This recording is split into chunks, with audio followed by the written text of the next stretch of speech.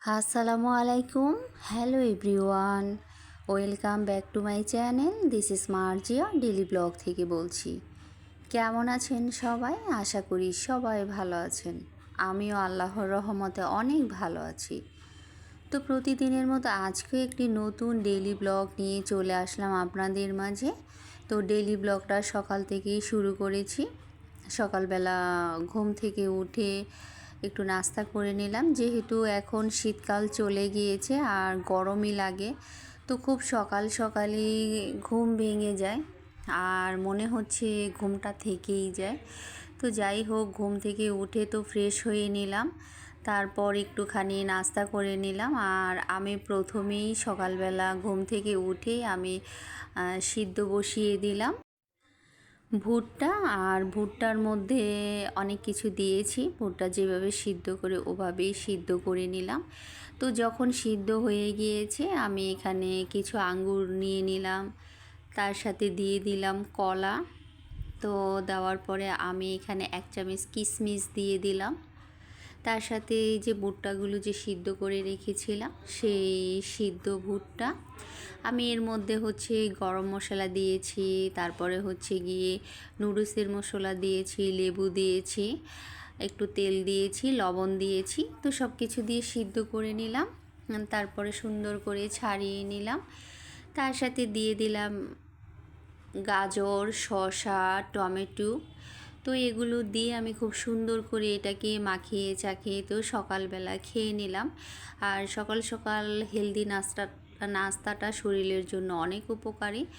আমি সবসময় হেলদির সাথে আনহেলদি খাবারও খাই, কারণ আমার কাছে আনহেলদি খাবারগুলোই বেশি ভালো লাগে খেতে। তো এগুলো তো খেয়ে নিলাম। তো খাওয়া দাওয়ার পরে হচ্ছে অলরেডি বাজার চলে আসছে। বাজার থেকে আজকে গরুর মাংস নিয়ে এসেছে, টাকি মাছ, তারপরে হচ্ছে বড় বড় শিং মাছ, ক্যাপসিকাম, তারপরে হচ্ছে গিয়ে শাক নিয়ে এসেছে।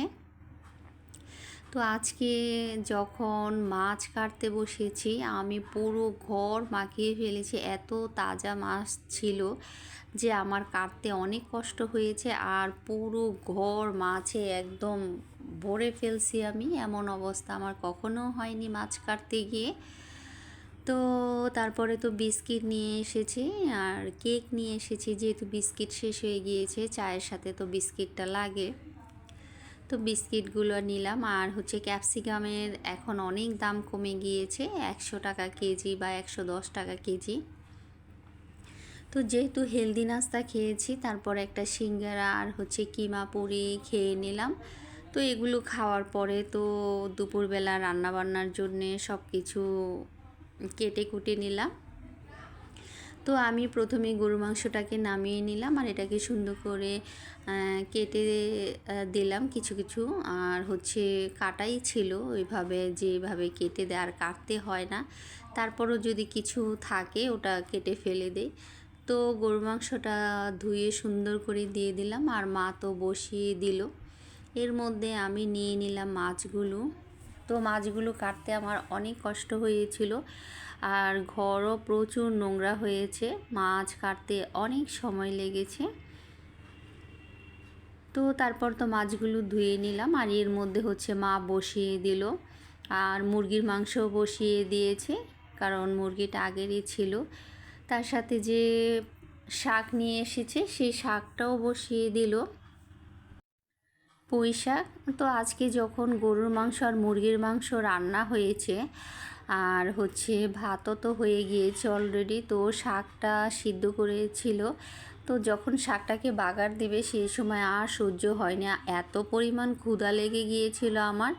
তো আমি আর মুরগিটা আর গরুটাই পরিবেশন করে আমি খেয়ে নিলাম, যেহেতু আমার এত পরিমাণ ক্ষুধা লেগেছিল। তো শাকটা দিয়ে রাতের বেলা খেয়েছি। তো আজকে অনেক কাজ করলাম অনেক দিন পরে, এখন কেন জানি আমার আর কাজ করতে ইচ্ছেই করে না। আর ভিডিও ধরে ধরে কাজ করা অনেক কষ্ট লাগে, প্রতিদিন এত পরিমাণ কষ্ট করতে আর ইচ্ছে করে না। তো কয়েকদিন তো কোনো কাজই করিনি, ভিডিও করিনি, মাই রান্নাবান্না করেছে, তাই আমার একটু কষ্টটা কমে গিয়েছে। আমিও তো এত কষ্ট করতে চাই না, তারপরও নিজের ভিডিও করার জন্য তো কষ্ট করতেই হয়। তো যাই হোক, দুপুরবেলা তো খাওয়া দাওয়া করে নিলাম। তারপরে হচ্ছে সুন্দর করে মাছগুলোকে কেটে ধুয়ে নিলাম, রেখে দিলাম কালকে রান্না করার জন্য। আর দেখেন ঘরের কি অবস্থা করেছিলাম, আমি একটু ভিডিও করেছিলাম। তো আরও পুরো ঘর একদম নষ্ট হয়ে গিয়েছিল, এমন অবস্থা করেছি। তারপর তো অনেক আপুদের ভিডিও দেখলাম, তারপরে হচ্ছে গিয়ে নিজস্ব কিছু কাজ করলাম। তো বিকেলবেলা একটুখানি নুডলস বানিয়ে নিলাম ঝটপট সবজি দিয়ে। আর হচ্ছে তারপরে খেয়ে নিলাম একটুখানি জিলাপি। তো এই তো আজকে সারাদিনের কাজ, আজকে সারাদিন অনেক কাজ করেছি। আর প্রতিদিন কাজ করতে করতে কাজের একটা অভিজ্ঞতাও হয়ে গিয়েছে, কিন্তু 1-2 দিন কাজ না করলে পরবর্তী সময়ে আর কাজ করতে আমার একদমই ভালো লাগে না। কিন্তু কিছু করার নাই, নিজের জন্যই করি, বাসার কারোর জন্য তো করা হয় না। কারণ এই ইউটিউব চ্যানেলটা না থাকলে হয়তো বা এত কাজ করতাম না। তো যাই হোক, অনেক কাজই করলাম আর অনেক কষ্ট লেগেছে, তার সাথে সাথে অনেক খাওয়া দাওয়া করেছি আজকে। আরেকটা হচ্ছে খুশির সংবাদ, আয়া নিমতি ব্লগের রেহেনাপুর চ্যানেলটা মনিটাইজ হয়ে গিয়েছে। সকালবেলায় ঘুম থেকে উঠে এই নিউজটা শুনলাম, মনটা অনেক ভালো হয়ে গিয়েছিল, এত খুশি লাগছিল। মনে হচ্ছিল যে আপুর তো হয়নি, মনে হয় আমারই হয়েছে, এতটা খুশি লাগছিল। ঘুম থেকে উঠে আপুর এই নিউজটা সত্যি খুব আনন্দের। আর আপুর জন্য অনেক অনেক দোয়া ভালোবাসা, যাতে আপু অনেক দূর এগিয়ে যেতে পারে সবার ভালোবাসা নিয়ে।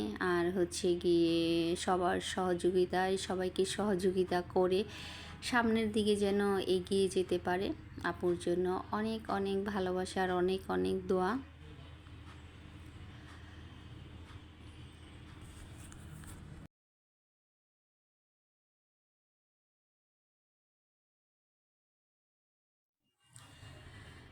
তো রাতের বেলা চিন্তা করছিলাম শুয়ে শুয়ে যে কি অবস্থা, আবার কালকে করতে হবে।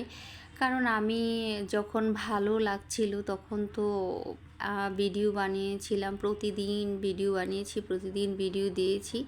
তো এখন ভিডিও বানিয়ে ভিডিও দেওয়াটা না আমার কাছে খুবই কষ্ট লাগে, কারণ এত কষ্ট আমি করতে আর পারছি না। আমার মাঝে মাঝে মনে হয় আমার একটা সেক্রেটারি থাকলে কত ভালো হতো, আমাকে সব কাজ করে দিত, আর সেই কাজের যে সুফলটা আমি শুধু ভোগ করতে পারতাম, আমি কোনো কাজ ছাড়াই সফলতার দিকে চলে যেতে পারতাম, তাহলে মনে হয় আমার খুবই ভালো লাগতো।